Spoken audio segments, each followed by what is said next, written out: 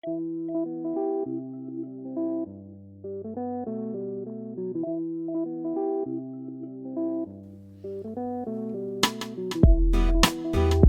everyone, welcome back to another episode of the Rumcast, where we have two interviewees on the episode for the first time ever today. Yeah. But before we get into that, John, how's it going?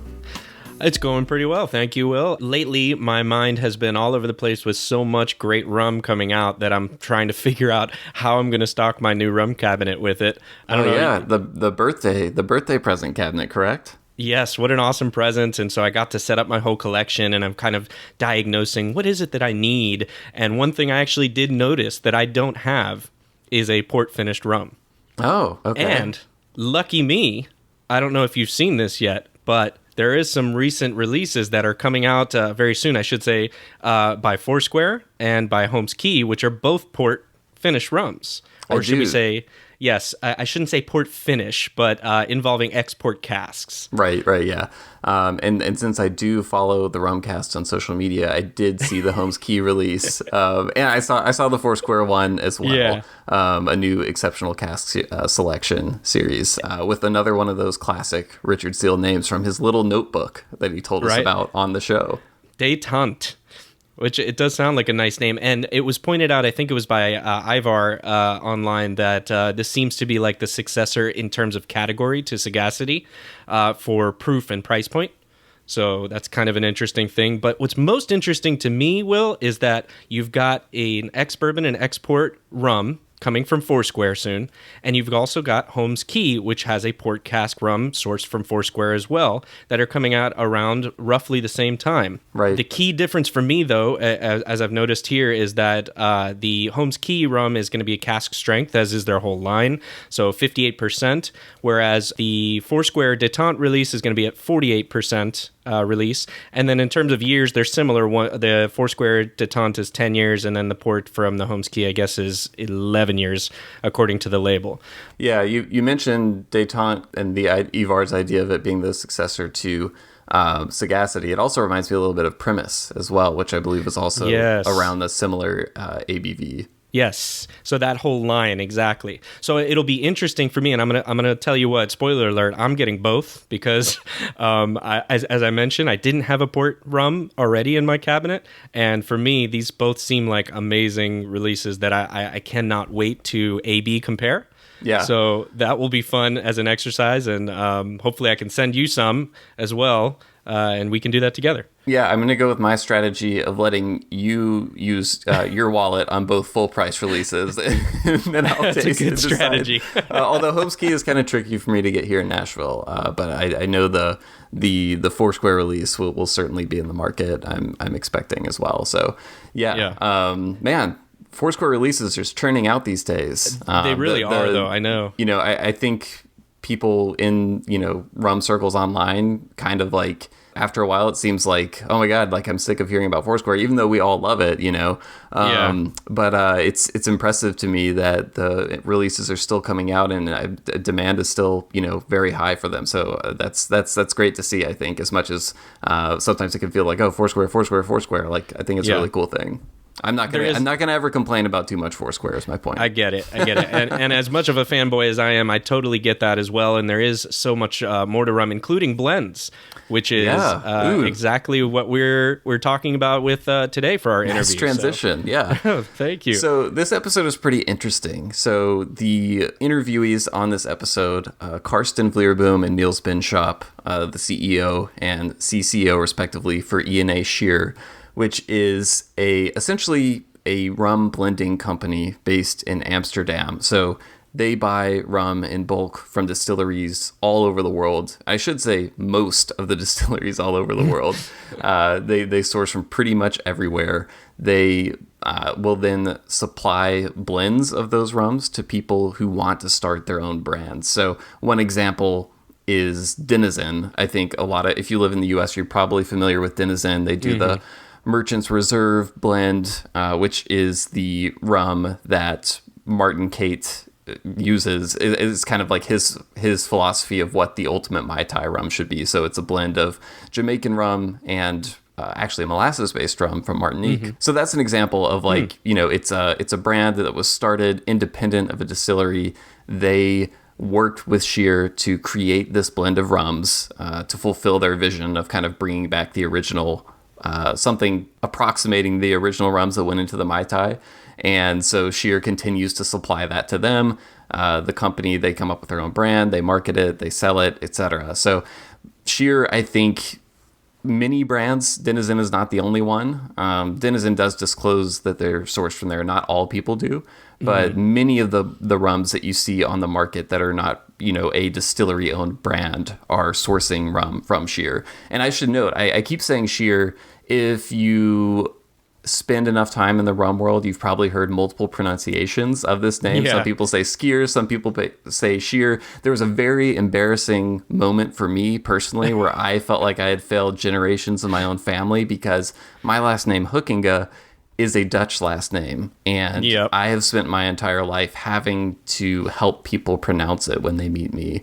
Most people have never seen it. Most people have no idea how to say it. So I have spent, countless hours of my life instructing people how to say my last name. Then I get on this podcast interview with Carsten and Niels, who are Dutch, they're from the Netherlands, and I have no idea how to pronounce either of their last names. And so I have to ask them because I want to make sure I get it right. I don't want to say them wrong. And they quickly pivoted to kind of giving me the Americanized version of how to say their last names because it would just be simpler, along with Scheer, by the way, because the actual correct way to say Scheer, I'm not even going to try to do it because it involves kind of this, sound that is not typical of like an epiglottal type of exactly. It's kind of like a kind of sound. So they said saying Scheer was fine, so I'm gonna keep saying Scheer. Well, my favorite part though, Will, is that they said your last name correctly and it was different then. I think they pronounced it slightly differently from the way I do. So maybe my family's probably been doing an Americanized version of our last name for years and years, but that's neither here nor there. Just wanted to share my kind of personal moments of embarrassment. So if you're familiar with Scheer, you've probably read the articles that Matt Petrick wrote about them for cocktailwonk.com back in, I think, 2016. It was kind of one of the first big stories that kind of shared with the world what this company is and what they do and that sort of thing. So there's some existing, articles, interviews out there that really delve into the company history. And we wanted to kind of take a different approach with the interview because there's already all that great information out there. We'll link to those articles in the show notes. I'd encourage you to go check them out. But we wanted to go through like how does the process of coming up with a rum blend with a customer work? And so one fun idea that we came up with was they have this blending tool on their website where it's for prospective customers. It gives you a series of questions about the type of rum you want to make, for people starting their own brand. And so our idea was, what if we went through this tool with them during the interview as if we were creating our own release for Rumcast listeners? So it ended up being I had a lot of fun doing it. Same. And I mean, we brainstormed a little bit for like maybe 30 minutes before the call of like, okay, so what would our rum like if we were gonna have to like legit buy rum and like put our own brand on the market and hopefully, not lose all our money, what would we create that our listeners would want? And so it was a pretty interesting thought exercise that I haven't stopped thinking about since we did the interview.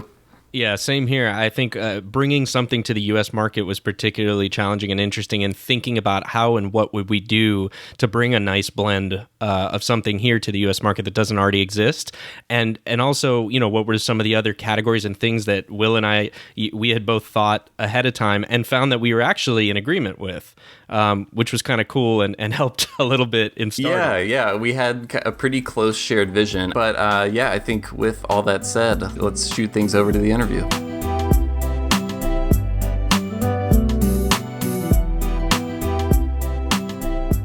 All right, so we are here with two guests for the first time, actually, on the Rumcast. We've never had an episode with two guests simultaneously, but E&A Scheer is such an interesting company that it takes two people for us to learn everything we want to know about it. So we're here with Carsten Vlierboom, CEO of E&A Scheer, and Niels Benschop, who is the CCO of E&A Scheer. Very excited for both of you guys to be here today.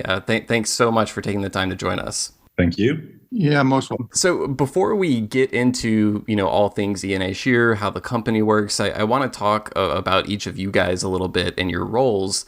I know we're recording this during the weekend. I'd imagine you're not working so much today, but on a typical weekday, what does your day look like at work? What are you doing when you go into the office? What are each of your responsibilities? I'd love for you to kind of take us inside of that a little bit. Yeah, sure. So my typical work day would be going to the office, and as most people, checking emails and seeing what's going on. All the exciting stuff. All the exciting stuff. I do a lot of management by walking around, which means that you just talk to people on the work floor, and you talk to people in the blending house and everything like that. Typically, a lot of the projects that would be in the mailbox would require a bit of thinking on rum blends and stuff like that. So I'll walk to the little room we have, which is a sampling room, play around with liquids for a bit. So that's more or less the rum blending side of things. And then, the CEO side of things is a lot of meetings, virtual meetings these days, and emails and talking to people. Niels, what about you? Well, my day starts with a really nice bike ride to the city, because I live in Amsterdam and our offices are in the city center. It's a really nice start of today. See all the history coming by. The office, I have a small team, a couple of enthusiastic guys that are working with their customers.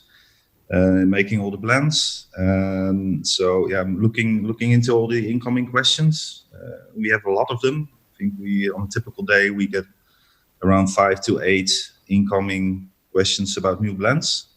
A lot of projects. I'm trying to manage those with the team. Yeah, and then there's the normal meetings we all have, and trying to speak to customers as much as possible, which is a little more difficult, I would say, these days, but also easier when every month passes by in this crisis, because people are getting used to speaking to each other via Teams or Zoom or whatever. Right. So, all learning how to adjust in the moment, it seems. Yeah.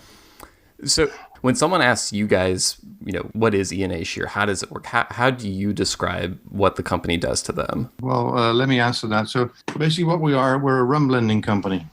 So there's a lot of misunderstanding about us being traders or merchants or people like that. But basically what we do, we're a company specialized in supplying rum in bulk to people who use rum in their process. We buy rum from distilleries all over the world, bring it to Amsterdam, make custom-made blends, and then we sell those in bulk to customers, again, all over the world. Very much liquid service providers within the rum industry. One thing I've wondered, is there a parallel company like Scheer in any other spirit category? Sometimes I hear people talk about you guys and they bring up comparisons like MGP and whiskey, but that's very different because they're a distillery. Is a company like Scheer, is it unique to the rum world? I don't know of another company who does it as specialized as we do and with the scale and size that we do. I know there's similar type of companies in the whiskey industry. So in Scotch whiskey, you would have smaller blending operations. I believe there's companies like this in the cognac business. But in the rum business, there's a few companies who do similar things, but mostly on, as part of either being a bottler or as part of being a distiller, or so they're not as specialized as we are. Yeah. And with rum, one of the things we often talk about that Will and I mention is how often it can surprise us, and that it's such a diverse category within itself. And you can drink rum for years and years, and you can still come to a rum that's unlike anything you've tasted before. So, Carsten, with all of your years of tasting rums from all over the world, do you still have moments where rum surprises you, or you get a rum that's like, wow? And if so, when was the last time you were surprised by one? I would say about every day. I mean, the fun thing about it, you're so right. Rum is extremely diverse, and there is so many different styles and types. And as a blender, I get to use all these different types and put them together and create new blends. And some of these blends, they keep surprising me because you put a combination together which was never intended by any producer. If for argument's sake, we put a rum from Jamaica into a rum from Thailand, or if we put an Australian and a Barbados rum together, that's you have all sorts of combinations which are just so different, and they never cease to surprise me. Yeah, really, really fun, really fun. Yeah, we have over 35,000 recipes nowadays. Wow. So you can just imagine that every day is a surprise. Every day is a new taste explosion. How do you keep track of all those? I'm imagining some very sophisticated, organization and records keeping system that you guys must have to keep track of 35,000 different recipes. Yeah, that's exactly what it is. We try to make all this complexity not so complex. So that's exactly what we do. So when I started at Scheer, that's 25 years ago, we would have what we would call blue cards, and a blue card would be a set of recipes made for a certain project.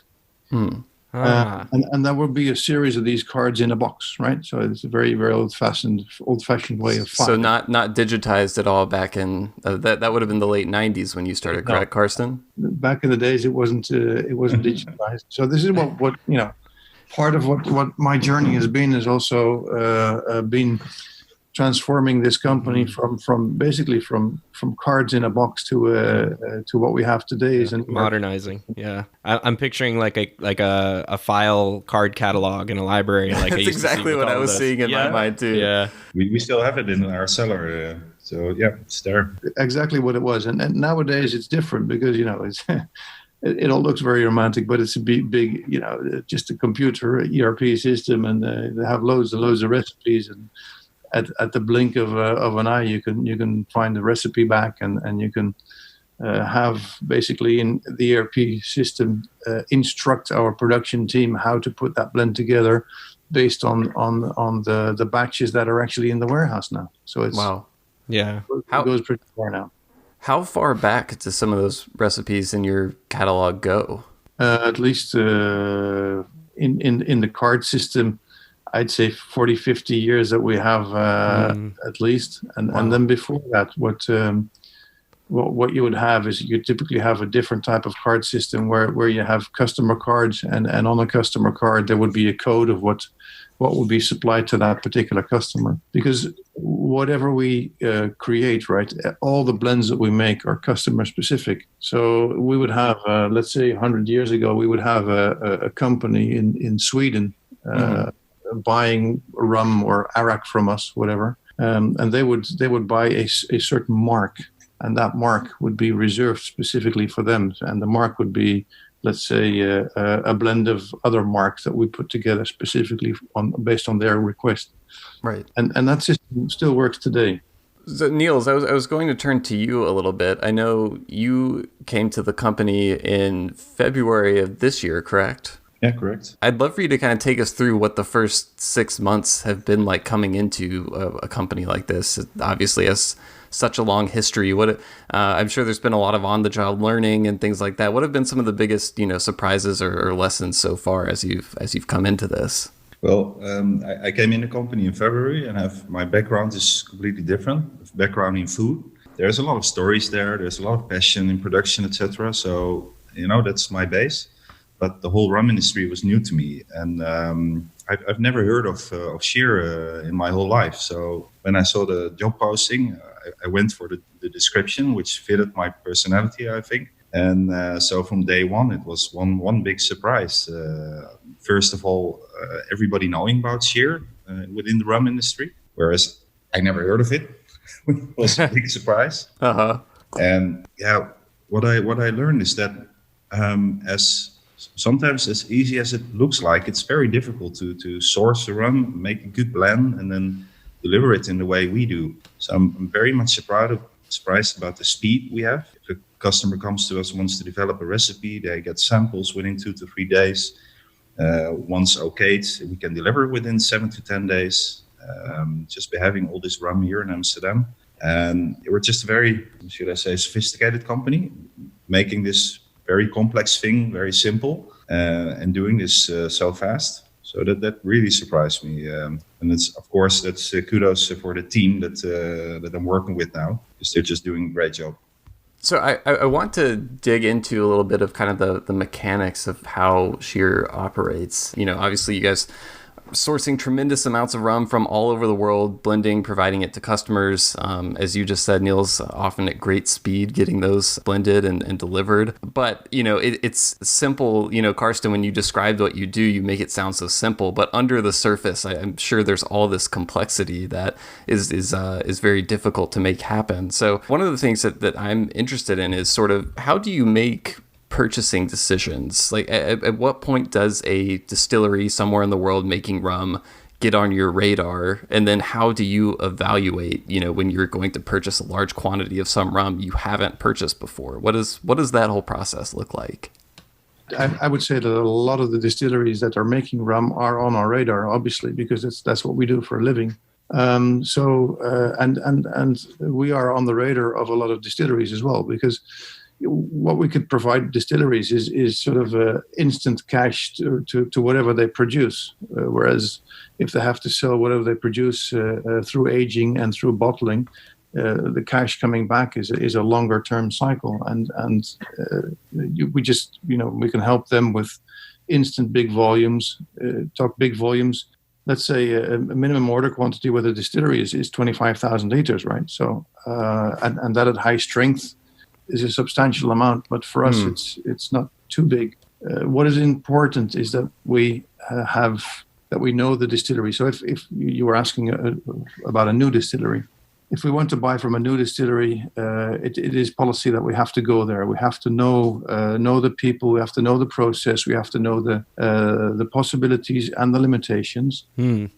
We have to understand how they treat their people, how sustainable they operate within their working environment. They're all sort of part of our value set, which we have to check against their value set. Then it's a matter of seeing what they are able to produce, and if we can use that in our blending processes or in our recipes in any way.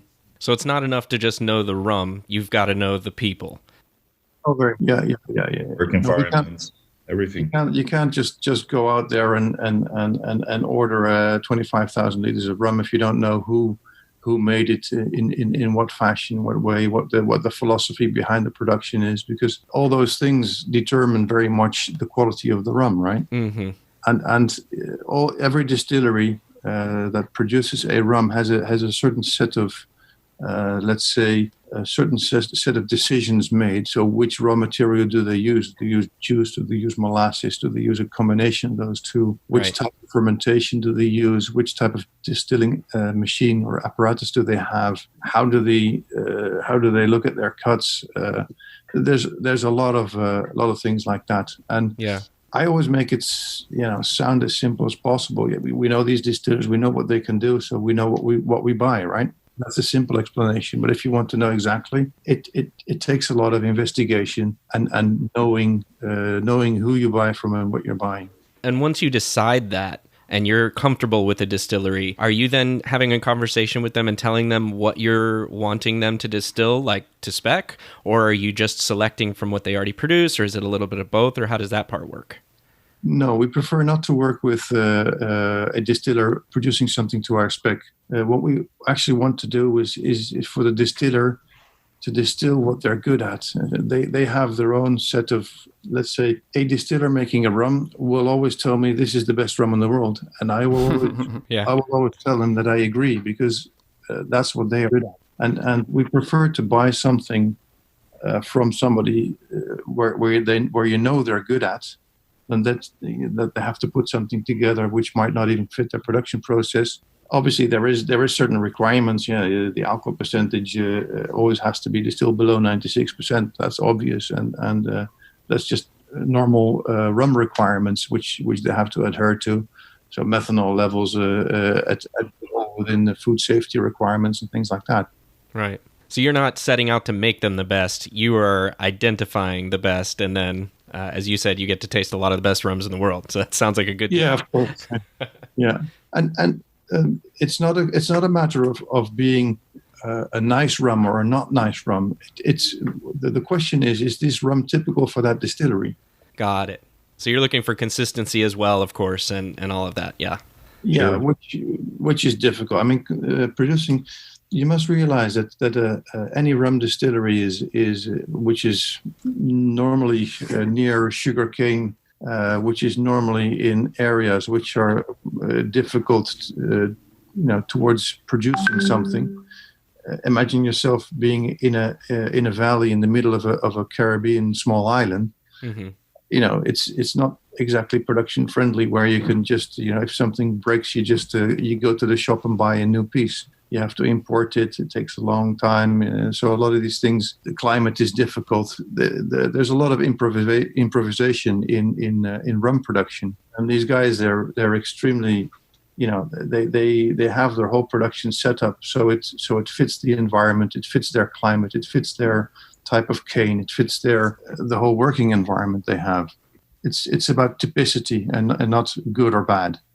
Yeah, I would imagine that's important when you're wanting to be able to provide a wide range of variety and blending, that it may not always be, a rum can end up being greater as part of a blend and then potentially, what it is on its own. So the more you have, the more options you have to work with and combinations to make, I would imagine. Yep. Carsten often talks about being a painter and finding colors. Increasing your palette, so to speak. Yep. Yeah.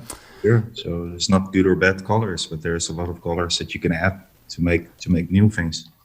Yeah, that's a nice way of looking at it. You might not like the color, but I try to make this comparison sometimes with what's so difficult about blending. Blending in itself is not very difficult, but it's something that somebody has to show you what to do. In kindergarten, we all learn that if you put blue paint and yellow paint together, you get green paint. Mm-hmm. So, and this is basically blending those colors, blue and yellow, into green. It's not rocket science. So if you explain it that way, it's very simple. The only trick is that you have to experience yourself. If you want to make a light green, you don't start with a lot of blue and start adding yellow, because you'll have to add a lot of yellow to get to green, right? Yeah. So you start with yellow and you add little bits of blue and so it's just doing that and experiencing that is how you learn. You mentioned consistency earlier, and one of the things that was most interesting and kind of surprising to me at first when I was reading up on you guys, watching some other interviews, I think most people hear about what you do and they imagine a warehouse where you've got a big container of rum from distillery A and a big container from distillery B, and maybe you have containers of individual marks and stuff like that. But one of the things I learned is that you have these things that you call intermediate blends that you said kind of help with consistency. I'd love for you to share more about what are those intermediate blends, what is the function and purpose of them, and how do you kind of settle on the components that go into each one? What you describe is actually what our warehouse looks like. So we do have a lot of tanks with individual marks of individual distilleries. But what we also do is for argument's sake, if we buy from a distillery, we buy, let's say, 5 different rum marks. So that's 5 different types that they produce. Every batch might be different, right? So what we need to do is we buy multiple batches of one mark, and we interblend them so we have a consistent blend of that particular mark. We also keep some separate because we want to have a single mark of a single vintage or something like that, but that's beside this point. If we have a sort of a consistent blend of a single mark, we find that over the years, and we're talking long term here, over the years that mark might have changed, or that mark might no longer be available because that particular distillery is not available. Right. So if somebody has based their recipe on one particular mark from one distillery, and their whole brand revolves around that, and it's no longer available, that's the end of the brand, right? So we make sure that we have intermediate blends, and they normally would be put together using 8 to 10 different marks. So that could be, let's say we have a Jamaica high ester blend, and then we would take, let's say, six to 8 different marks from different distilleries and blend them together. So at least if one distillery no longer can produce a single mark, we have a blend which is that Jamaica high ester blend, which is a consistent component in recipes. Because if one mark is no longer available, we can compensate with the other marks, and we make sure that at least that component is very, very consistent. We always try to advise our customers also to use that. If you have a brand which you want to be able to scale up, if you have a brand which you want to be able to supply for a long time, you don't want to be too dependent on one single mark, right? Unless that's the design of your brand. I mean, there's a lot of people who actually do that as well. That's also possible, and we also supply that. But for blending, intermediate blends are very important.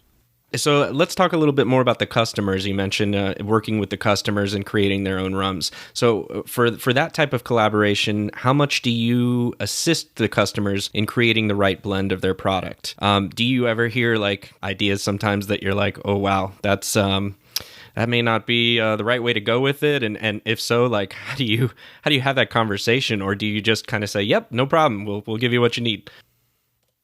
Yeah, we can basically make anything, and yeah, of course we first ask and then we act, which is our motto as well.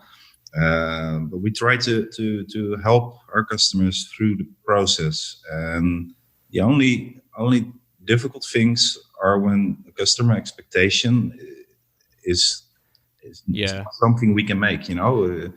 They're like, I want a 21-year-old rum, but I want it for less than $30 a bottle. Yeah, exactly. Yeah. So these are the things we advise with, and our customers, they're the smart ones. They can build these stories. They're specialized in that industry. So we're not going to say it's stupid, but we can say, okay, this is not feasible, but we can help you in another way. Yeah, we tend to help them along. Yeah, so and if you're referring to, if somebody is intent on making a certain blend of which I know in advance it's not very pleasant for a certain market, right? Then I'll tell them, I'll say, well, if you put this together and we'll physically do that, we'll just put together what they're describing, and then we'll have the customer smell it and taste it and say, well, we do not think that's suitable for that particular market. Right. But we will always then say, but however, if you look at a blend like this might be suitable. And it's all about listening very carefully to the customers, or in what they're describing, what their project is, because it might be, if they want a rum for a rum cake, just a crazy example, and then but they want it to be a 50-year-old light rum. I'll tell them, that's not going to work, because light rum, you basically a 50-year-old light rum, that would be a bit of a waste to put it in a rum cake, because as soon as you put it in the oven, a lot of the alcohol will disappear, and you might have a little effect. So right. If you want some effect on a rum cake, why not use X, Y, or Z and try that? So we help them along, and we created a nice tool for that. We call it the blending tool. Right. Yeah. We're going to talk about that later, hopefully. Yes. Excellent. Yeah. That takes the customer through all the questions we need to know. And that goes along with your motto, right? The first you ask and then you act. I saw that. I thought that was pretty cool. Yeah. Yeah. Exactly. So on the note of the blending tool, one maybe oddball idea John and I had to do on this episode was to actually go through the questions on that blending tool with you, acting as if we are creating our own signature Rumcast blend to sell to our listeners. So I'd love if you guys are up for it, for us to kind of go through the questions now, and us just to be able to kind of like ask follow-up questions about, what the process, why you ask the questions you do, and that sort of thing. One thing, we need you to evaluate the samples we will send you then. Okay, yeah, great. Deal. Yeah? we will take that deal. And so for everyone listening, you can find this tool if you go to rum.nl/blending-tool, and we'll put that URL in the show notes as well. But you can check this out for yourself. Now, don't go there and just spam them with a bunch of fake blend ideas. But I think it's informative. And if you are serious about creating your own rum, this is, I would imagine, a great place to start. Yeah, you have to promise me something, that if we go through the questions and we actually end up with producing some samples for you, and you like the sample, you actually bring that brand out, bring it out. I don't know that my wallet is prepared to make that promise. I got 50%. Will, I'm in 50%. You got 50%. We're good. We're good. Maybe if direct to consumer shipping were a little bit easier here in the US, I might jump into it. Exactly. So it's very cool. You pull it up. You guys have a nice little introduction on the page of kind of how it works and everything. But I was very surprised, just how straightforward and how easy you kind of make it for a customer to go from like having an idea to they can go through these questions and submit it in a matter of 5 minutes or so. But so John, let's look at some of these questions real quick. So question number 1, are you looking for a heavy and flavorful rum or something lighter in style?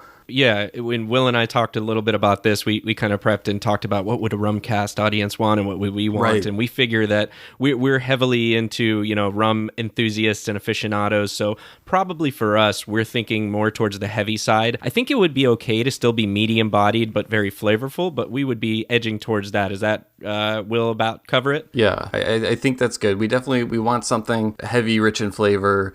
Something that's going to stand out and be bold. Yeah. Something for people who are drinking rum regularly and are looking for something, interesting that may surprise them a little bit. So I think we're going to select heavy-bodied rum right here. Boom. Yeah. So the relevance of that question is basically do we use as blending components? Do we use just light rums or do we use some pot still rums? Light rums being rums produced in column still. Mm-hmm. So you're looking at something which stands out, right? So I would then already make a mental note. Yeah, let's put some pot still rum into this or some heavier rum into that blend.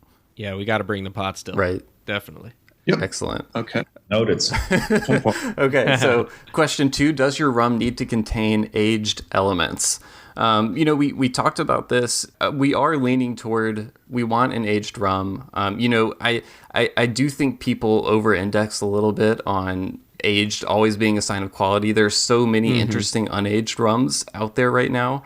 I do think, however, this being our first ever, rum we're creating, we want something that's probably going to be a little easier to sell. And I think aged rums, would be for the audience we're going after a little bit easier. So we're going to go with age statement required. We want to be able to provide as much transparency as possible in the release. I know, depending on what it is, we may not be able to put like the name of the distillery it came from on the label or that sort of thing, but as much as possible, we'd like to be transparent and provide all those details. So we're going to go with age statement required. And just for the listener's benefit, the options you can select are no age required, aged rum required, age statement required, or other. So the relevance there is obviously we can put all sorts of blends together. So we could put a blend together of column and pot, and then if you need an age statement, the way that works is if you want a 3-year-old, that means that the youngest spirit in that blend we're going to prepare for you is going to be 3-year-old. Right. You can imagine that that has an effect on the price. If you define it to be 20 years old, it's quite a different thing. Right. So on transparency, what we always do is we tell you exactly what's in the blend. Mm-hmm. So if, for argument's sake, on these 2 questions, you had a pot still and you had an age statement, and you needed it to be 5-year-old, and you would like it to be Jamaica, for argument's sake, we could give you a 5-year-old Worthy Park from Jamaica, right? Mm-hmm. 100% pot still, 5-year-old.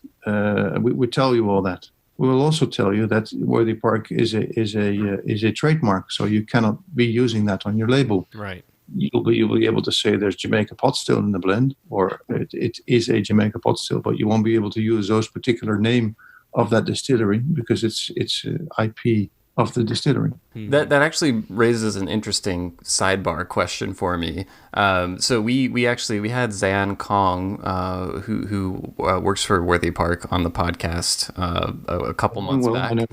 And one of the things we talked about with him is just, it's kind of a newer thing for many of these distilleries to be coming out with their own brands. You see distilleries like Hampton right now coming out with their own brands, whereas historically they've mostly supplied rum in bulk to other people's own brands. I am interested, is it more difficult now than it was in the past to be able to list things like distilleries on labels? Are they getting more particular about that as they start investing more in their own brands, or has that had any effect on the way you work with suppliers and that sort of thing?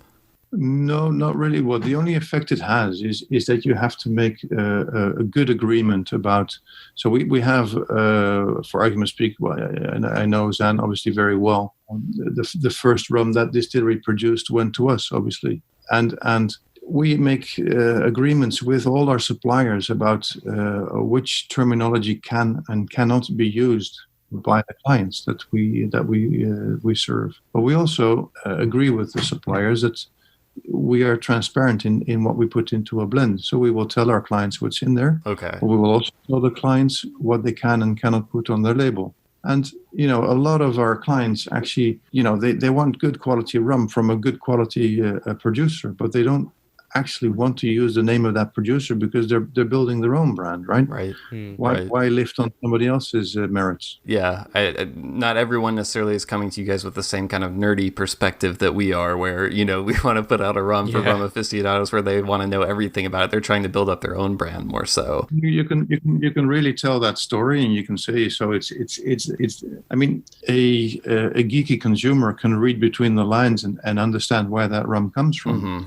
Right. But the whole no-go area is where you put that name on your label. Okay, so next question on the blending tool. Does your rum need to be from any specific origin? So John, we had an interesting conversation about this prior when we were kind of game planning what we wanted to do. Yeah. We went back and forth on, do we want to do a blend of, rums from different countries, different styles, different distilleries? Do we want to do like a single cask rum? So I think the idea there was, as you mentioned, there's a lot of sometimes interesting blends out there that you've produced and others have put out on the market. And then there's definitely a market for single cask rums with the transparency attached to those as well that we just talked about. So we were kind of between the two of where do we go with, as a first release, what makes the most sense for us as a brand and kind of get that out there. And we're curious to hear if you've got any experience in thinking about that and kind of thinking about guidance for people in that way. And then also, after you answer that, I have a specific question on this question on the blending tool that I want to follow up with. But I want to give you a chance to answer that first in terms of the blend or single cask. Single cask is actually you're moving into a very, very niche direction, right? Because a single cask is just one cask from one origin, from one distillery, from one vintage. Right. That is very specific. Multi-origin single casks is not something you'll easily find. A blend of origins or one single origin, that's another question. That is basically up to the marketeer, and it should fit the story, right? So if you have the rum cask blend, if you define it, as actually don't want to be a blend, we want it to have a single cask, then you don't need a blending tool, because then basically we'll just redirect you to our our other company, that would be the main rum company, right? Yeah. Mm-hmm. And basically they'll go through. So which origin would you like? Which distillery or which mark? Which style would you like? They give you a list of options. You choose a cask. Right. You buy a cask and have it bottled somewhere. And that actually answers my question that I had on the tool as well, because we were looking here and we're like, okay, so the options are no origin required, single origin, or multiple origin. And the question that I had when it came up was, okay, does single origin mean single distiller, or does it mean single origin like single country of origin?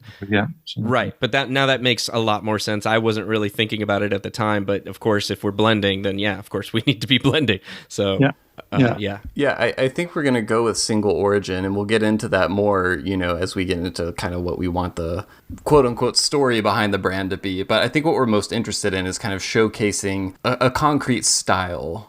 So it might not necessarily all be from the same mark, interested in narrowing it down a little bit. So it's not something like Banks 7 Island or something like that, for example, where you're bringing in. Well, that's a good example of a multi-origin, and obviously, if you then click on the single origin in this blending tool further on, if you sent it, then all of a sudden somebody will give you a call and say, okay, single origin. Is there any particular origin you prefer? Because we have dozens of origins which we could offer there. So would it be Jamaica, Barbados, Trinidad, Nicaragua, Guatemala, Panama, Venezuela, you name it. There.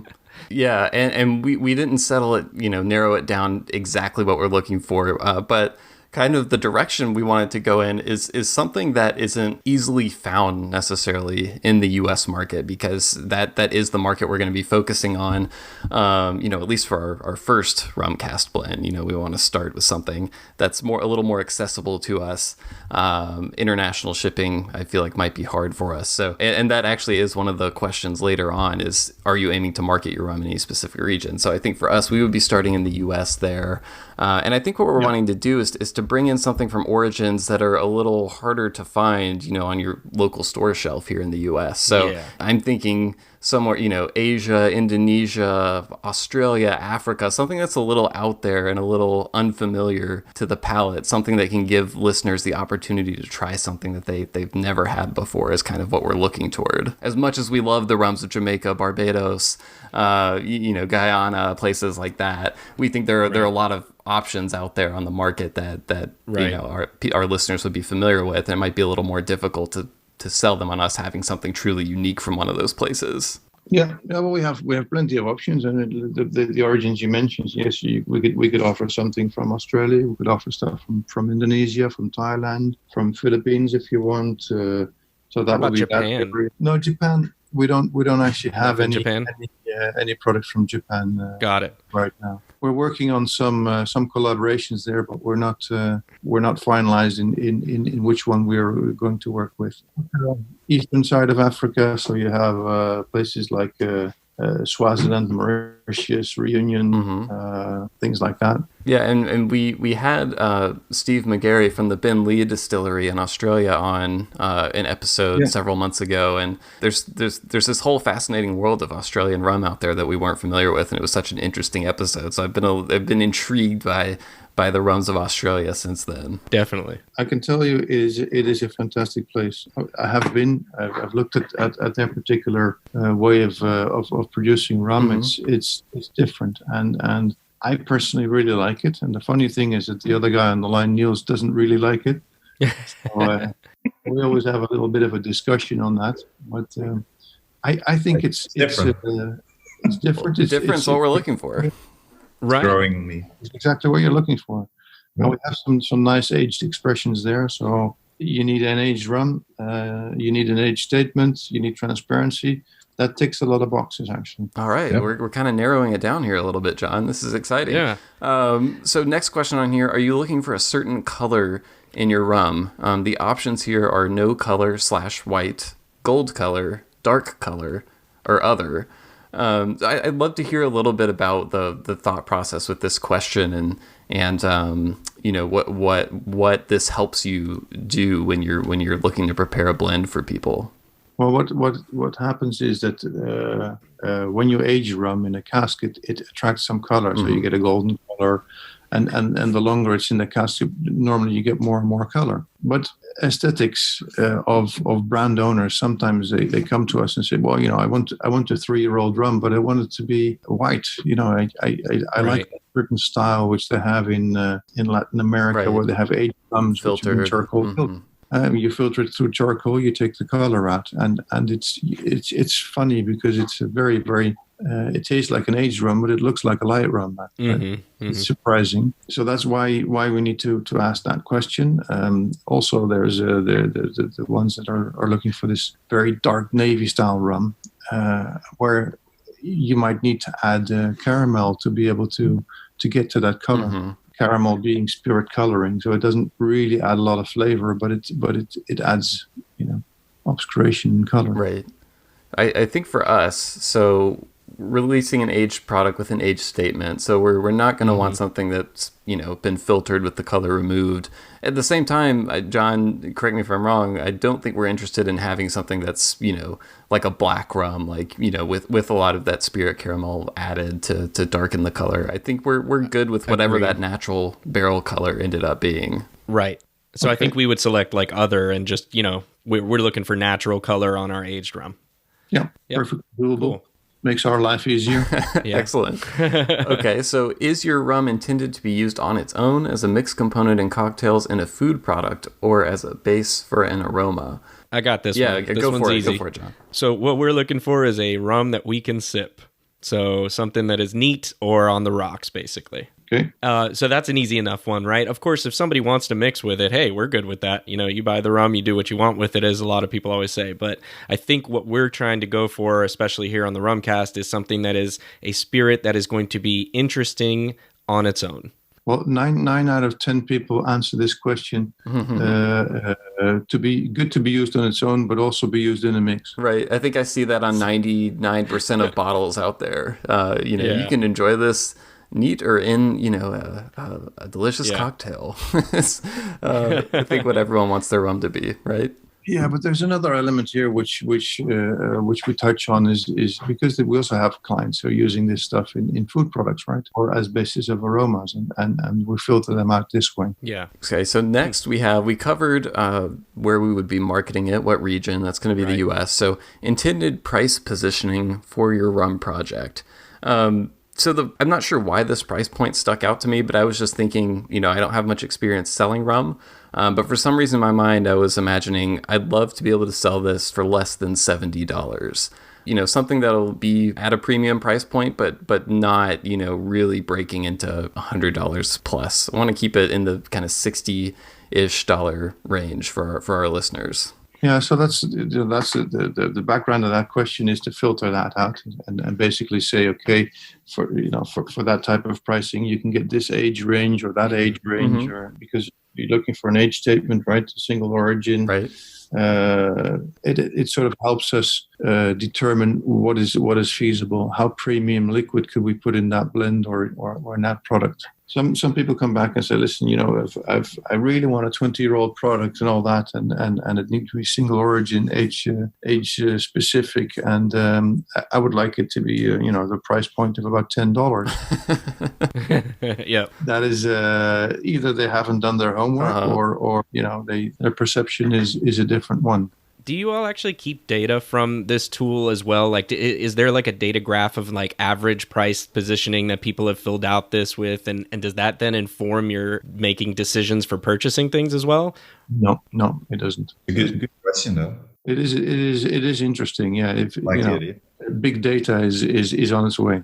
Yeah. So it seems like an interesting thing to follow up with in terms of like, well, if the average price point positioning of what people come in with when they're looking for rums is, I don't know, I'm just going to say $50, whatever it is, then you start to say, well, we have to think about that a little bit more and then kind of move from there in terms of what your available stock looks like. So yeah, it's interesting. Yeah. What also what we do get is obviously we get all these questions and we figure out sort of that if the number of questions with higher price positioning comes back, higher price positioning, higher age positioning, this means that there's a trend towards this type of product, right? So this means that in our inventory we should have availability of that type of product, being probably a deeper set of ages or a wider range of distillates. I'm interested at that price point of $60 to $70 range, and I'm sure this varies depending on where it's coming from and that sort of thing. But what age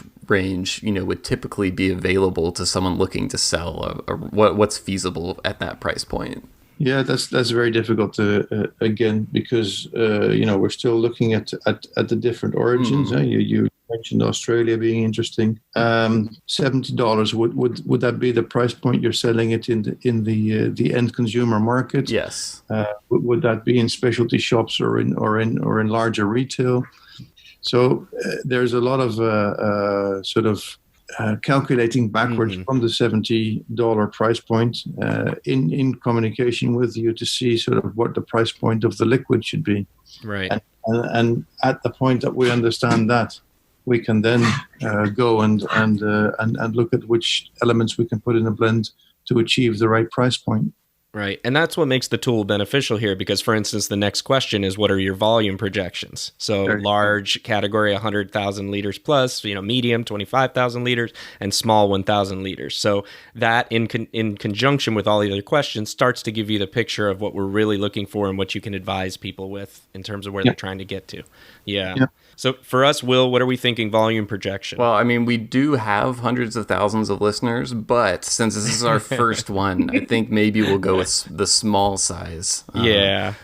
Just, we want to kind of put it out there, see how it does before we really, write the really large checks. Yeah.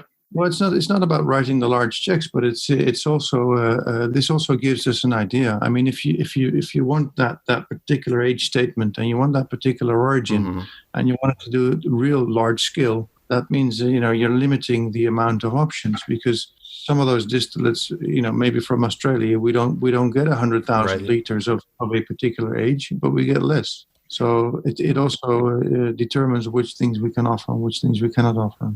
So the next question you kind of alluded to already, which is, do you have a specific story which you want the rum to fit to? And tell us some headlines, which is a very provocative kind of, and then there's the field where you can just enter what you want. I bet you get some great responses here. You do? Yeah, I think for us, I don't think there's an elaborate branding backstory we would be using here. We're not. I think of something like the Real McCoy, for example, which is tied to this story of this legendary rum runner, that sort of thing. I don't think what we have there. I think we have something more like Eric Kay at Holmes Key, for example. He's going out there, he's sourcing these single cask rums from all over the world and bringing the best ones at cask strength to enthusiasts. I think we're going after a similar audience, not quite at the same price point, but we're wanting to find rums that are hard to get for our customers, our listeners here in the U.S., bringing them something interesting, something that they can sip on their own, but that isn't going to be over $100 necessarily. So we know we're not getting into those super 15-year age statements, and that's okay. We think our customers, like appreciating something that may be younger, but still interesting because it's something they haven't experienced before. So I think that's kind of what we're going for here. Yeah, and Eric Kay, I think he's a great guy, but he didn't go into the blending tool thing. He went into the single cask thing, right? Right. So he goes out to the team at Main Rum Company, has elaborate conversations about what he's looking for, and basically selects the right barrels for his particular rum project. And rare and aged and old rums is basically his playing field. Right. Whereas what we would be looking to do would be similar in terms of transparency, but still using blend, even if it is a single origin, but blending. Yeah. Yep. And Eric and Main Rum certainly picked some wonderful casks. Yeah. But Eric he's a great guy. I mean, he's really quite particular about what he chooses, and he does a lot of testing and a lot of testing with his potential consumer group as well. Yeah, I have every bottle so far, and I'm not gonna lie, I'm a fan. He does great bottles. Yeah. He does. So he makes good choices.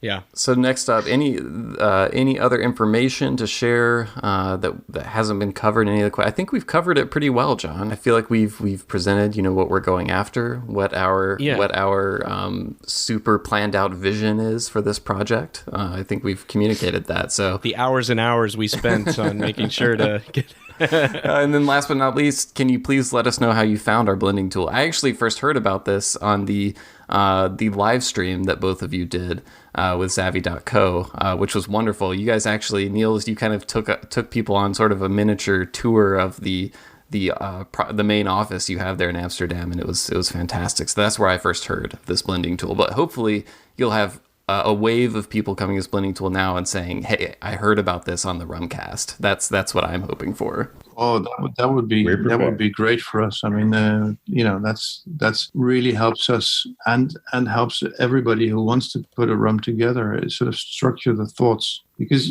sometimes without these questions, right, people will come to you with a bit of a more of a fuzzy story, and then you basically from that fuzzy story we take a conversation and we go by the questions that we've just went through and basically do exactly the same exercise, but not online, but in a conversation. Efficient. And it speaks a lot to the modernization, like you talked about earlier, where you were saying you took it from where it was 25 years ago to now. Here's kind of the process you've laid out, which allows this to be so efficient in that way. So it's a really cool tool. It's a must. As I said, we receive around 5 to 8 questions today. Wow. So you need to be efficient with this, and still make these beautiful bespoke rum blends. It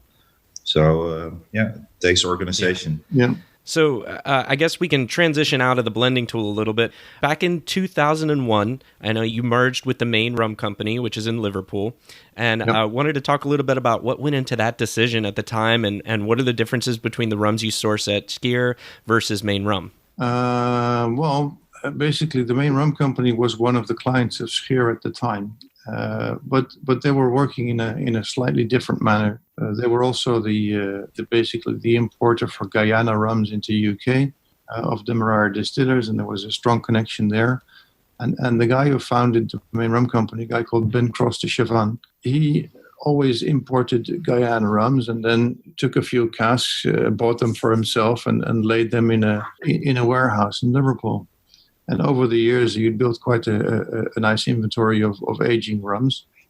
We thought, this is complementary to what Scheer is doing. Scheer is very much doing blends for people and all these single casks. And sometimes people want something special. We have a collection of special items if we merge with the main rum company. Initially, we also had the main rum company basically do all dealings with the UK companies because we thought that was good.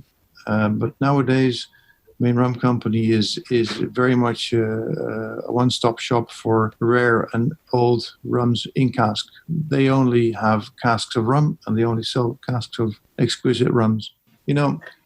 Over the years, you can see a big trend in rum where there's more and more premiumization, and part of the premiumization is a little bit similar to the whiskey industry, where they're looking for single malt whiskies or single casks. A lot of the rum aficionados are also looking for single cask or very specific items, and we are able to offer that by the main rum company. So what we do these days is we buy a lot of different styles, and we also buy a lot of aged rums. We bring those aged rums to Amsterdam in ISO tank. We fill, for argument's sake, some 8-year-old Barbados rum. We'll fill it into cask in Amsterdam, and then send that to Liverpool for further aging. And then marketing-wise, our customers, they can start with the blend, and then they can come out with specials, single cask. It's a great opportunity. Yeah. So I imagine that walking through the main rum company warehouse would be a little bit like the end of Indiana Jones, where there's all those crates everywhere, except even cooler because we know that there's rum in all of these barrels. So I guess I'm kind of thinking in that mental picture, what do you think if we were to be walking through those warehouses would surprise us most of what we would see?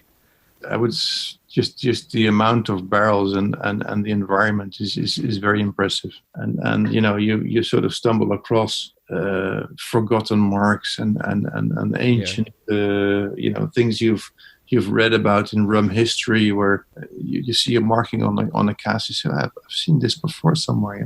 This is is it that? Is it from that origin? Is it that particular mark? Is it that vintage? Christ. You'd be surprised by the things you run into. So it's so large, there's almost like these forgotten, you go back to it and you blow the dust a little bit off and you're like, oh my God, I forgot about this. This is amazing. Look, it's the Ark of the Covenant rum.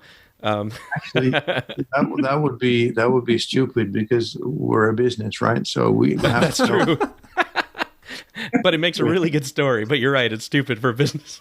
Stupid for business. I mean, any stories about that? Oh yeah, that's a cask which was in a corner. We forgot about it. Yeah. If that is true, you're not doing a good business. But excellent point. But it is the most difficult thing in selling these. Yeah. Because you rather keep. Yeah, but it's more a question of what you keep and for how long do you keep it. Let's say you have these gems or the crown jewels of a collection. Yeah, you could also consider the main rum company a bit as an antiques dealer, right? Where they have all these antiques and some of the antiques you hang on to them until they're going to be worth more. Right, because it's not like like a department store or Best Buy or something where you put items on clearance because they're not selling, right? It's not the same thing there with rum because the rum is going to age and continue to age, like you said, and you get into this kind of instead of diminishing returns on it, it's almost appreciating. That's true. That's true. You do lose rum along the way, yeah, because rum does evaporate. Obviously, the angels need to drink, right? Right. And so, you're doing a lot of aging in Liverpool at the main rum company's facility. I've also heard you talk about aging at origin. How do you decide when to age in Liverpool versus when to age closer to where the rum is sourced? And are you seeing an increase in demand for tropically aged rums rather than continentally aged, as would be referred to historically? What does that look like for you guys? Well, we see that I prefer aged at origin than tropical aged because we have almost tropical climates in the south of Spain these days. Yeah, so that's a good point. Basically, it's aged at origin or aged somewhere else. Yeah, there's different trends there. Some people prefer just aged at origin rum. So if we don't have that in our portfolio now, we have to build it, right? So we build inventories in origin and age it there. We buy a lot of rum which has been aged in origin and bring that in tanks into Amsterdam, which we use in blends, obviously. But what we also see is that there is trends towards, let's say, the geographical indicators and things like that, where everything is let's say, fermented, distilled, and aged in a certain geography to be able to put that as an indication on your label. Yeah. Now, in order to be able to also cater to that question, we also have rums aging at origin. Yeah. So you guys are really situated in a unique place in the rum industry. You have a perspective that I don't think anyone else has, based on how many distilleries you're dealing with, how many brands and customers you're supplying. So I'm interested to know, get your perspective on how the rum industry has evolved over the last few decades. What are kind of the biggest changes or developments you've seen in terms of what customers want from you? And then on the flip side, what are the biggest changes on the supply side, the sourcing for you guys? So yeah, I would get the biggest changes is this whole trend toward premiumization. The fact that we have a broad and wide inventory of things to offer, which is where people are looking for is more and more individual rum types, more and more what you call a little exotic. So what has always been there is of less interest than all these new things. So we need to really continue looking around for new distilleries, different offerings, exotic origins, you name it, and we'll need to be able to offer that. I would say rum industry is developing in a sort of a wider and deeper set of qualities, if that makes sense. You talk about constantly searching out different things out there. How much volume does a distillery have to be doing before it really becomes feasible for them to have a relationship with you guys? Basically, from whatever they can ship in the smallest possible volume would be a cask or a number of casks or an IBC or anything like that. The trouble is that the smaller distillery, if you have a smaller volume to ship out, shipping costs become prohibitive. It's a bit the story about people going around the Caribbean and selecting that one cask from that distillery and bringing it to bringing it into bottling in Europe. That is extremely difficult because many distillers won't want to sell you just the one cask, and shipping and transporting one cask is as difficult as shipping a 20-foot container full of cask, right? Yeah, but to give you an example.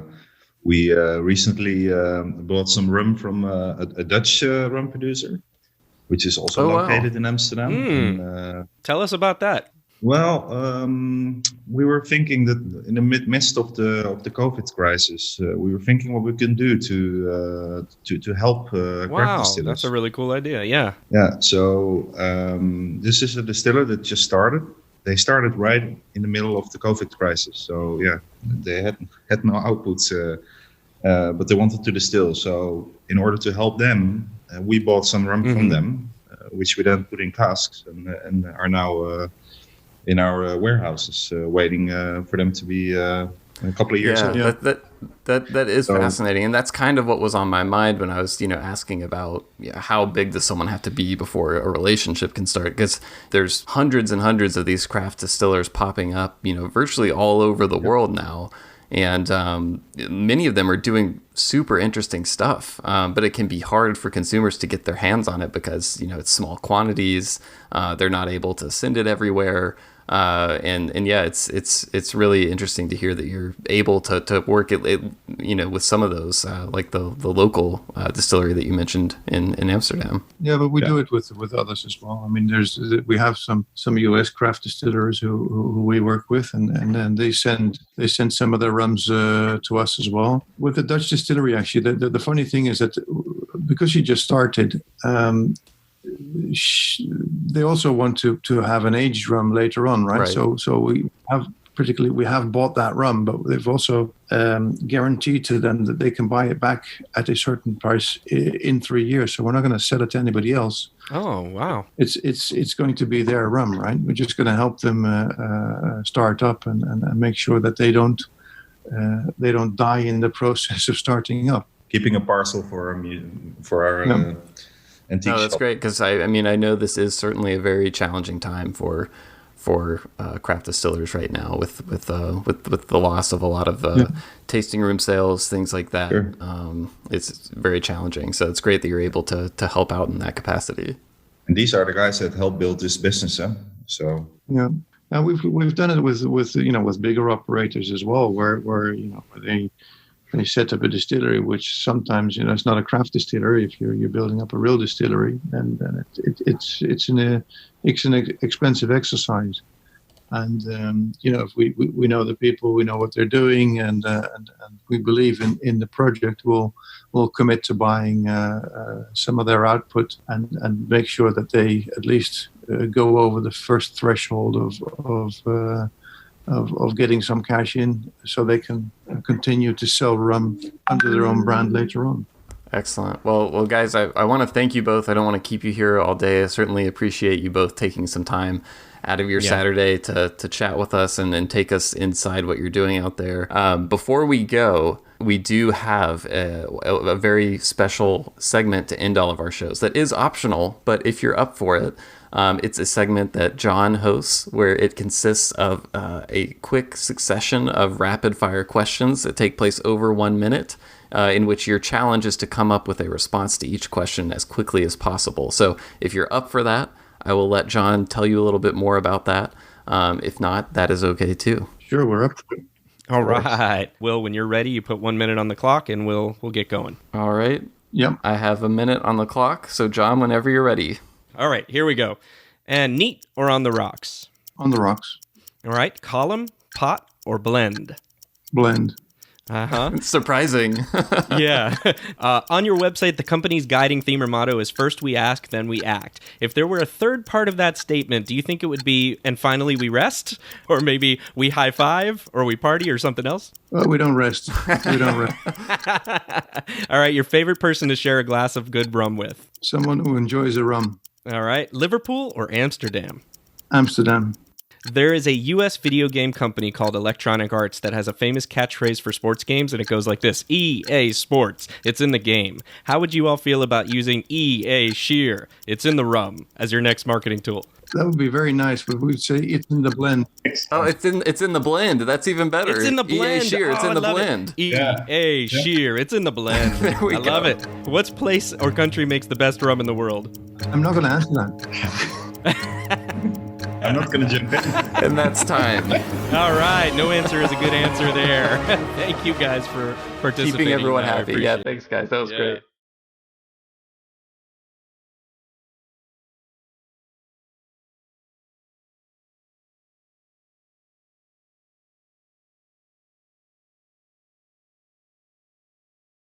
All right, everyone. Well, thank you very, very much for joining us and listening to that interview with Niels and Carsten. Thank you, Niels and Carsten, again for a great conversation. We really enjoyed that, and going through the blending tool was such a cool idea for us, and thank you for entertaining us with that.